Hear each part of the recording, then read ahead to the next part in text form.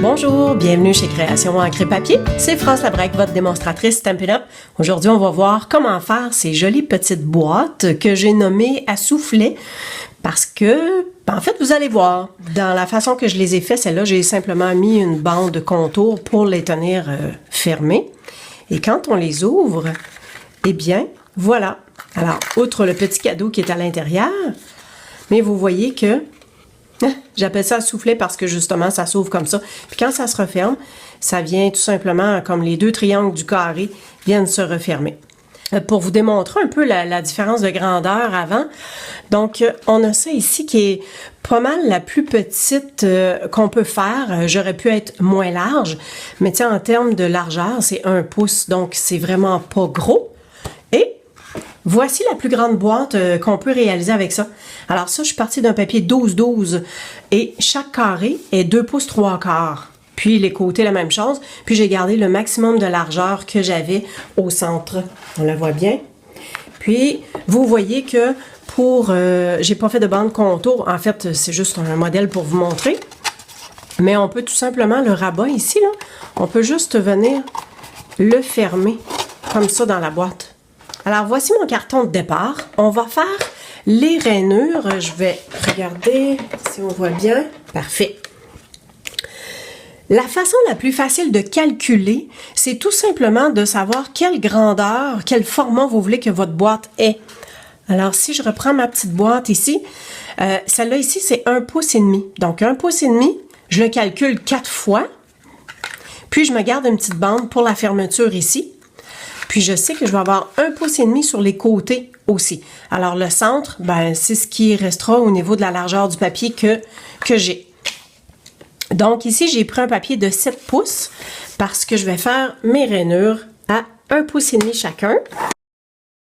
Et vous voyez que ici, il me reste 1 pouce de languette pour pouvoir fermer. Sur l'autre sens, on fait la même chose. Encore 1 pouce et demi. Oui, OK, comme ça on voit bien. Le côté de la languette qui vient fermer, alors on voit que c'est moins large. En fait, on va enlever ces deux parties-là. Ces deux carrés-là ici, on va les garder pour venir faire le soufflet du centre, comme ça ici.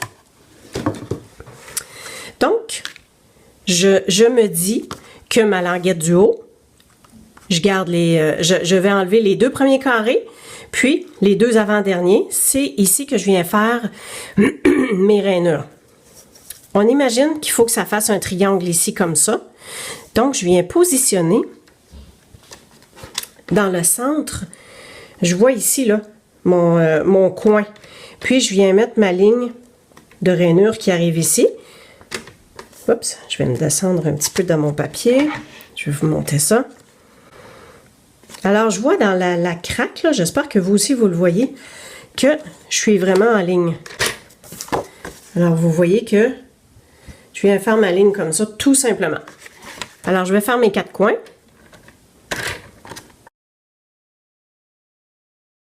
Alors, nos rainures sont faites. Il nous reste tout simplement à couper. Comme je vous disais, pour ce qui est de la partie du rebord qui va refermer, on enlève ces deux parties-là. On va se garder juste une petite languette chaque côté pour pouvoir refermer notre boîte. Alors, pour être bien certaine, je viens faire mes petites languettes comme ça. Tout simplement à main levée. Chaque côté. Puis, je viens enlever, alors partie du haut, la languette, je viens enlever ces deux carrés-là. Excellent. Vous avez vu que j'ai coupé jusqu'à la ligne parce que cette partie-là, c'est ce qui va replier pour venir fermer la boîte.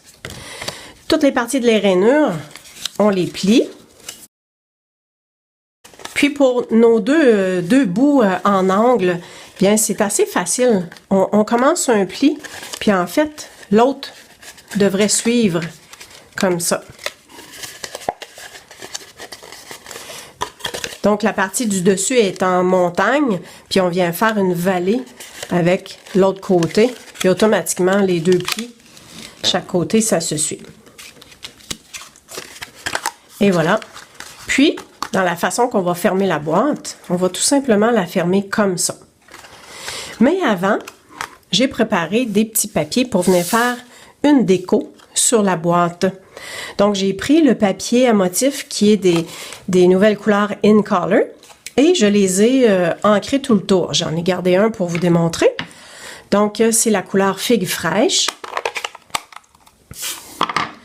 Je suis venue prendre un doigt éponge. Un petit truc pour les doigts éponge, pour inscrire la couleur sur le doigt éponge comme ça. Moi, je prends une des bandes arrière qui est les petites bandes qu'on met pour le nom sur le tampon encreur.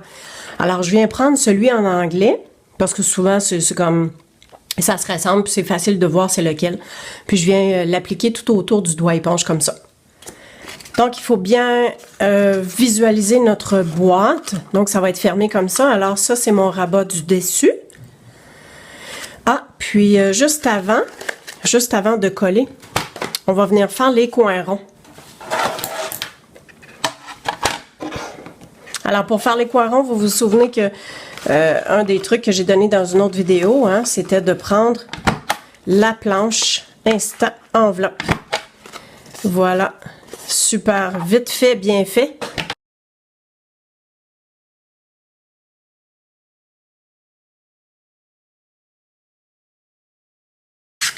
Alors, je poursuis dans le collage de mes morceaux. Donc, si notre boîte est comme ça, à l'arrière, si jamais vous avez un sens dans votre papier, regardez bien dans quel sens que ça pourrait aller.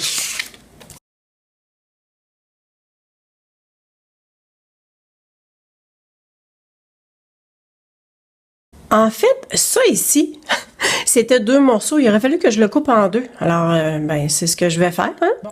Voici le rectangle que j'avais tantôt.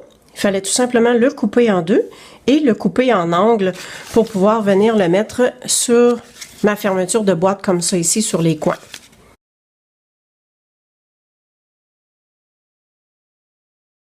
La déco de la boîte est faite. Il nous reste à la fermer. Je vais tout simplement appliquer de la bande adhésive comme ça ici.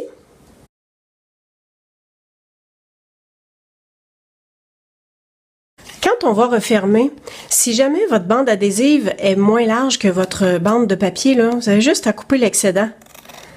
Parce que effectivement, on ne veut pas qu'il y ait de petits coins de papier qui ne soient pas collés, qui accrochent. Et pour bien coller, tenez la bande, tenez le rabat comme ça, sans le coller tout de suite. Puis alignez-vous avec vraiment le rebord de chacun des papiers. Puis ensuite, à l'intérieur, vous laissez coller le rabat.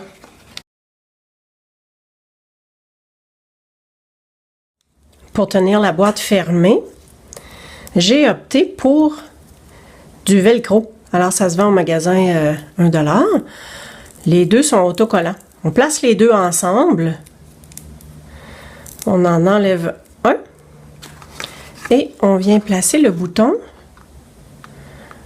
au rebord de la fermeture. Puis on enlève le collant de l'autre. Et voilà. Et après ça, on y va doucement pour ouvrir. Tiens. Et ma boucle, je viens tout simplement que la poser comme ça, avec des points de colle.